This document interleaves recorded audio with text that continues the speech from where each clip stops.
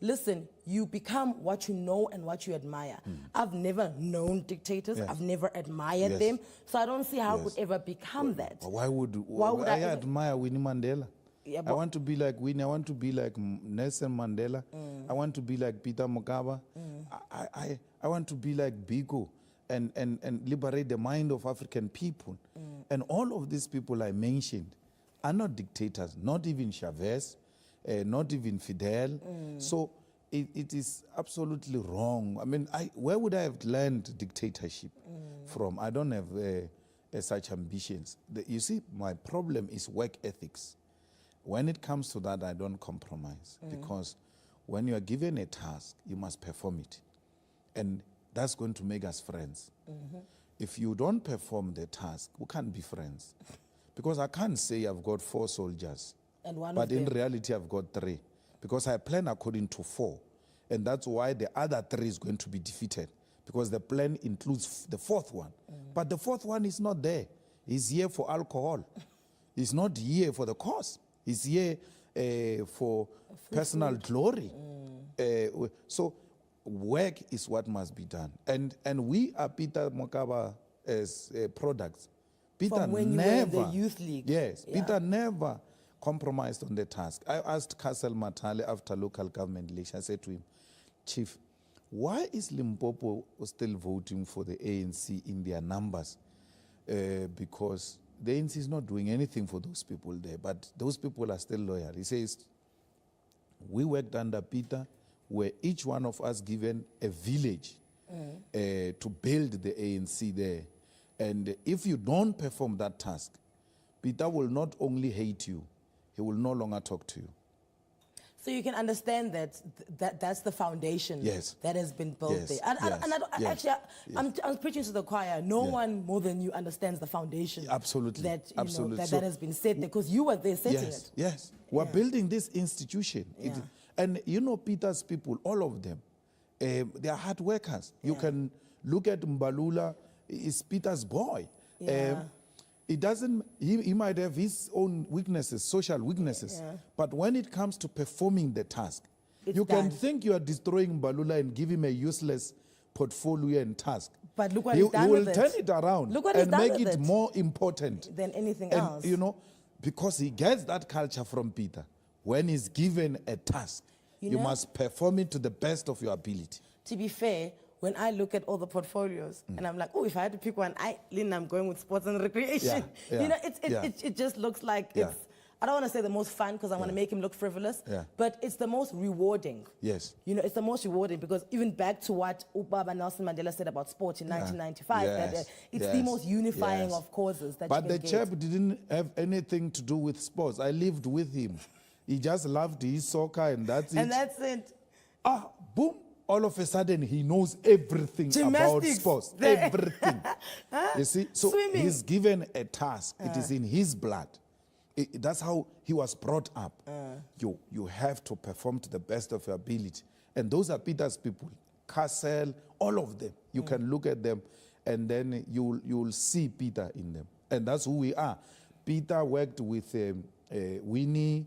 Those are the things that he learned from the quality leadership, including President Mandela himself.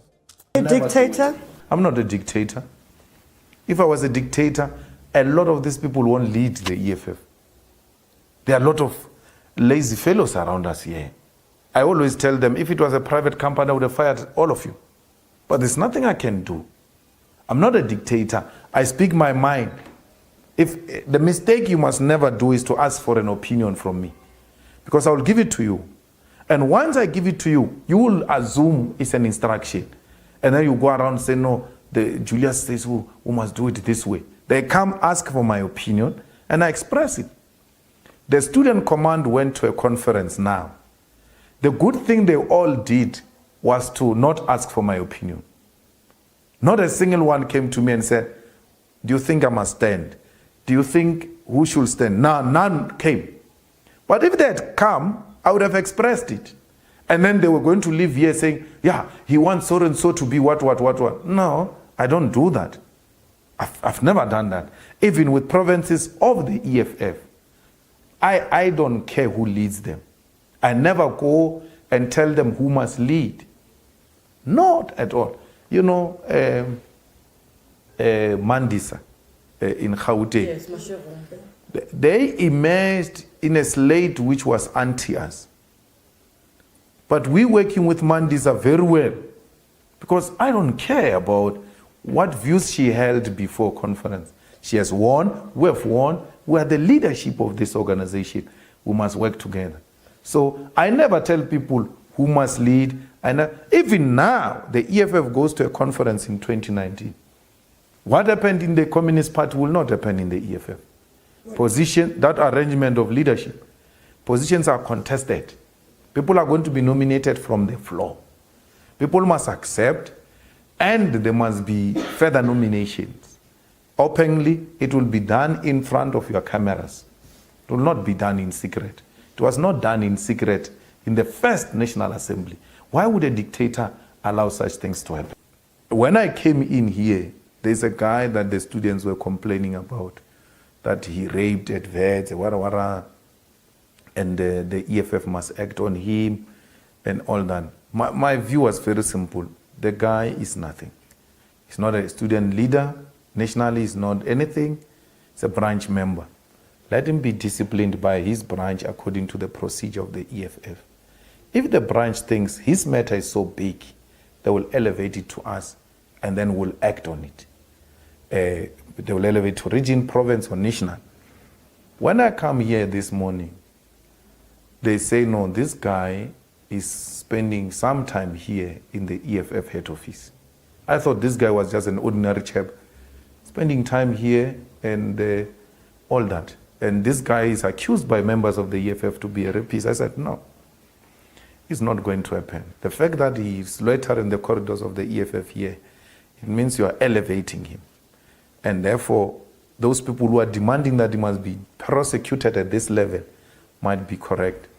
To avoid doing that, this guy must no longer come here unless he's got a very clear business with the head office. Otherwise, he must not come here. There are serious allegations against such person.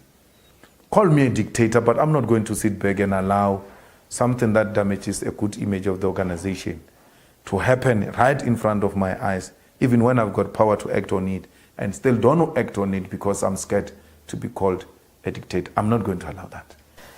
But can the EFF survive without you? And yes. I ask this question on what we've seen in opposition parties bar the DA. Every other party has had the same leader for years, and none of them have shown an interest to actually step down. Will you be one of those? COSAS is surviving without me. I led COSAS. The Youth League is surviving without me. I led the Youth League. So they will survive without me. The leaders of the EFF now are well-known leaders. The organization has assumed a life of its own. There is no single individual leader of the EFF who's not known. I mean, I was talking to some security chap in East London, and we were having a conversation, and as I leave, he says to me, hey, where is Honorable Gadi? Gerno is around. He says, hey, I'm no longer seeing that guy, man, in Parliament and all that. This is an ordinary fellow, you know, in the streets. Will you be a lifetime president, is what I'm asking you. I'm not going to be a lifetime president. The leadership of the EFF elects, it gets elected by branches of the EFF. I will avail myself to stand as a president of the EFF if I'm asked to do so. But not because I said I'm going to be president, but because the branches say I must be the president of the EFF. Sounds like ANC talk. Yeah, I will stand. I'm not scared to stand, I will stand. In the same way, if I lose, I will pack my bags and go.